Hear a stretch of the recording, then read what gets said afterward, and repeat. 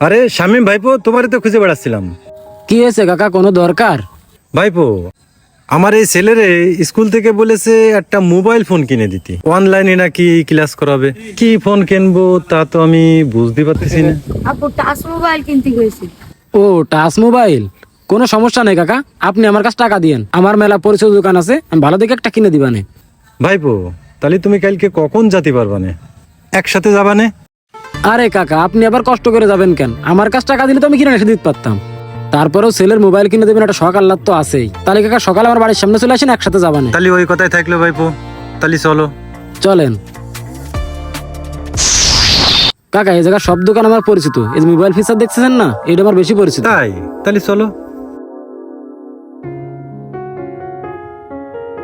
কাকা আসেন, আগে এটাই দেখি, পছন্দ হলে এখান থেকে নিবানে। ভাই আপনাদের এখানে ভালো কোনো অ্যান্ড্রয়েড ফোন আছে, এই বাচ্চা চালাবে? হ্যাঁ, সব ধরনের ফোন আমাদের কাছে আছে ভাই। কি ফোন লাগবে আপনাদের বলেন? ওই 1015 ভিতরে একটা ফোন দিয়েন, বুঝেছেন? সেখানে এবার 3 যেন সিস্টেম করে, আপনারও কিছু থাকবে, আবার ইনাগের যেন লস না হয়। এই সোহেল, ওই অনারের ফোনটা একটু দাও তো। আচ্ছা ঠিক আছে, দিচ্ছি বস। বস এইটে, হ্যাঁ হ্যাঁ, ওই ফোনটা। এই নেন। ভাই 15,000 টাকা বাজেটের ভিতরে এই ফোনটা খুবই ভালো, আর আমাদের মোবাইল ফিউচারে সব ফোনই অথেন্টিক।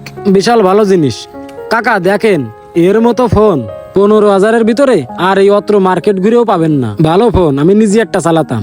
ভাইপো, আমি তো বুঝিনি, তোমার এনেছি, তুমি যা ভালো দিবা ওইটাই তো ভালো। তালি আর এত কথা কই লাভ কি? দেন ভাই, এটা দিয়ে দেন। এই সোহেল ভাই, এই মোবাইলটা কাউন্টারে দেন, আর টি শার্ট 3টে দেন তো। এই নেন বস, টি শার্ট। ভাই আমাদের মোবাইল ফিউচারের পক্ষ থেকে যারা এখন মোবাইল কিনতেছে এই সময়, তাদের প্রত্যেকে আমরা একটা একটা করে টি শার্ট গিফট করতেছি। তো আপনারা যেহেতু 3 জন আইছেন, ঈদের সময় আপনাদের 3 জনের জন্য এই 3টা টি শার্ট উপহার হিসেবে ভাই, মোবাইল ফিউচারের পক্ষ থেকে। আর ভাই টাকাটা কাউন্টারে জমা দিয়ে দেন। যান কাকা, আপনি টাকা দিয়ে আসেন, আমি ভাইয়ের সাথে একটু কথা বলবো। বাবা আসো, টাকাটা দিয়ে আসি। ভাই আপনারা আমি যেভাবে বললাম ওইভাবে সিস্টেম করেছেন তোর ভিতরে? এরপর থেকে আরো কাস্টমার নিয়ে আসবেন কাকা। চার দোকানে যাই বসে, আমি আসতেছি। আচ্ছা ঠিক আছে ভাইপো, তাহলে তুমি আইসো। ভাই দেন তাহলে 3,000 টাকা দেন। ভাই কিসের 3,000? কিসের 3,000 মানে? আপনার এখানে আমি একটা কাস্টমার নিয়ে আসলাম, তা পার্সেন্টেজ 3,000 দেবেন না? না ভাই, আমরা 3,000 টাকা দিতে পারবো না। আপনি কাস্টমার নিয়ে আসছেন ঠিক আছে, তাই বলে কি আপনার পার্সেন্টেজ দেওয়া লাগবে? আপনার এখানে আমি কাস্টমার নিয়ে আসলাম, তা পার্সেন্টেজ দেবেন না? আমি তো অন্য জায়গায় নিয়ে যেতে পারতাম, অন্য যে কোনো দোকানে নিয়ে গেলে আমার 500-1,000 টাকা এমনি মিষ্টি খাতে দিত, তা আপনি দেবেন না? ভাই আপনি যে লোকটার সাথে করে নিয়ে আইছেন, দেখেই বোঝা যাচ্ছে লোকটা গ্রামের সরল সোজা লোক। আপনি যে ফোনটার কথা বলেছেন, সে একবারেই আপনারা বিশ্বাস করে ফোনটা নিয়ে নেছে ভাই। মাত্র 3,000 টাকার কাছে আপনি তার এই বিশ্বাসটা বিক্রি করে দেবেন? যে লোক আপনারা বিশ্বাস করে, তার বিশ্বাসটা ভাঙতি নেই ভাই। এই মোবাইলটা যখন এই লোক অন্য জায়গার থেকে দাম জিজ্ঞেস করবে, তখন সে কি অরিজিনাল দামটা জানতে পারবে না? যখন জানতে পারবে তখন কি হবে ভাই? আমার এই দোকান, আমার এই মোবাইল ফিউচার, তার কি কোনো ফিউচার থাকবে? পুরোটাই নষ্ট হয়ে যাবে। আর আমার কি ক্ষতি হবে ভাই?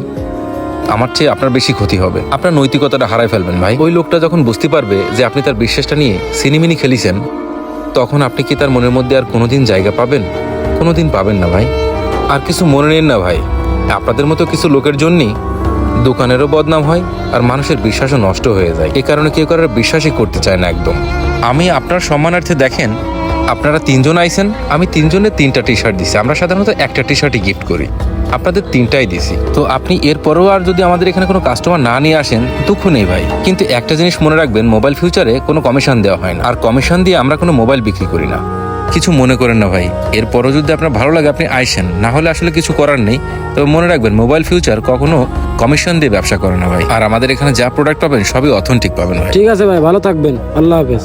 এই সমাজে এমন অনেকেই আছেন যারা মানুষের বিশ্বাস নিয়ে ব্যবসা করে। বলে কি ভাই, সামান্য টাকার জন্য বিশ্বাসটা বিক্রি করবেন না। টাকার থেকে বিশ্বাসের মূল্য অনেক বেশি। ভিডিওটি কেমন লাগলো অবশ্যই জানাবেন।